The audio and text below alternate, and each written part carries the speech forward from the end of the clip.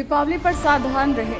Food safety विभाग की appeal. चमकीली और रंगीन मिठाई से करे परहेज। मिलावट की शिकायत अब ऑन द स्पॉट करें। धनबाद में 17 अक्टूबर 2025 दीपावली के मौके पर बाजारों में मिठाइयों की भरमार है, लेकिन खुशियों के इस त्यौहार में स्वास्थ्य से खिलवाड़ न हो, इसके लिए फूड सेफ्टी विभाग ने उपभोक्ताओं को सतर्क रहने की अपील की। Food safety inspector Raja Kumar ने बताया कि कई मिठाई विक्रेता मुनाफे की लालच में मिलावटी और कृत्रिम रंगों का इस्तेमाल कर रहे हैं। उन्होंने चेतावनी दी कि अत्यधिक चमकीली या रंगीन मिठाइयाँ स्वास्थ्य के लिए नुकसान हो सकती है। उन्होंने बताया कि मेटानिल येलो, जो कपड़ा, चमड़ा और सौंदर्य प्रसाधनों में उपयोग होता है, खाद्य पदार्थों में मिलाना प्रतिबंधित है। इस रसायन का सेवन कैंसर और तंत्रिका तंत्र से जुड़ी बीमारियों का कारण बन सकता है। विभाग ने दीपावली को देखते हुए सैंपल जांच अभियान तेज कर दिया है। सितंबर से अब तक 40 मिठाई सैंपल जब्त किए गए हैं, जिनकी रिपोर्ट जल्द आई। हाल ही में धनबाद में 800 किलो नकली पनीर जब्त किया गया। वहीं 300 सैंपलों की ऑन द स्पॉट जांच की जा चुकी है। फूड सेफ्टी अफसर राजा ने बताया कि उपभोक्ताओं की सुविधा के लिए केंद्र सरकार ने FSSAI का मोबाइल ऐप जारी किया है। दुकानदारों को अपने प्रतिष्ठान पर इसका QR कोड लगाना अनिवार्य है। ग्राहक यदि किसी मिठाई या खाद्य पदार्थ में मिलावट या अस्वच्छता देखते हैं तो QR कोड स्कैन कर सीधे विभाग को शिकायत भेज सकते हैं। विभाग तत्परता से जांच शुरू करेगा। चंदन स्टूडियो, महादेव अपार्टमेंट, दुर्गा मंदिर road, Hirapur, Dhanbad. The Dhanbad times, नजर हर खबर पर। रिपोर्टर चंदू जी के साथ। नमस्ते।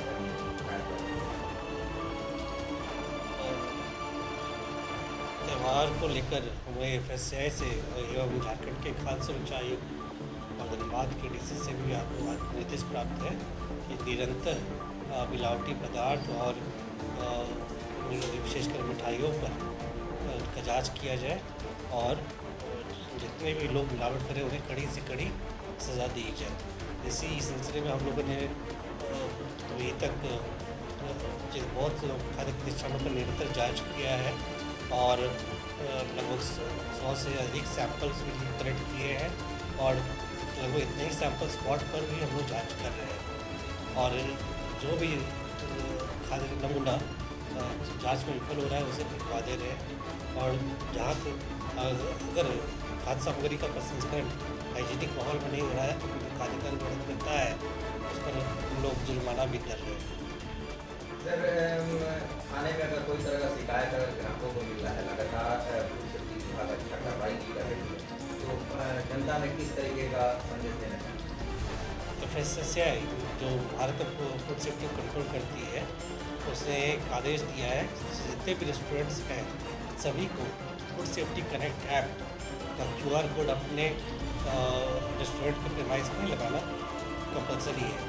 तो जो भी ग्राहक किसी को भी ग्राहक को अगर कोई कंप्लेन है फूड से रिलेटेड उस रेस्टोरेंट का, तो वो उस QR कोड को स्कैन करके वो हमें कंप्लेन भेज सकता है और अगर वो चाहे तो खुद भी फूड सेफ्टी कनेक्ट ऐप अपने मोबाइल में डाउनलोड कर सकते हैं और अपने किसी भी तरह का कंप्लेन हमें भेज सकते हैं। सर, इस पर कार्रवाई किस तरीके से होती है? फूड सेफ्टी कनेक्ट ऐप पर अगर कंप्लेन होता है, फूड सेफ्टी कनेक्ट ऐप पर कंप्लेन देने पर वो ऑनलाइन हमारे पास पहुंचता है हमारे होटल में और उसके बाद हम लोग तुरंत एड्रेस करते हैं।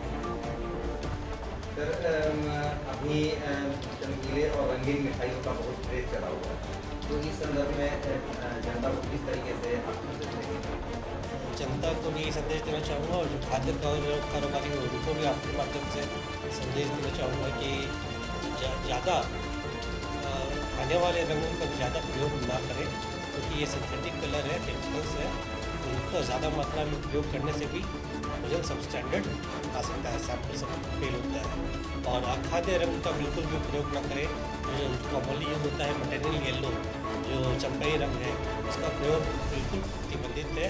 अगर किसी भी तरह का अगर आपको पोजीशन में मिलता है तो उस पर जुर्माना किया जा सकता है।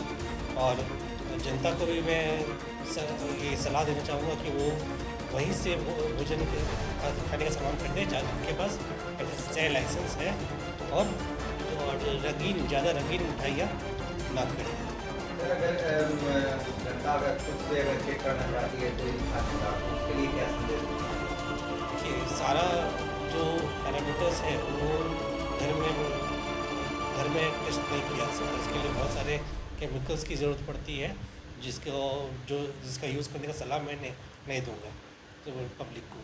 लेकिन एक कॉमन टेस्ट है पनीर के लिए, जो पनीर अगर स्टार्च वगैरह मिला हुआ है, चावल का आटा मैदा मिला हुआ है, तो उसमें आप आयोडीन से टेस्ट कर सकते हैं।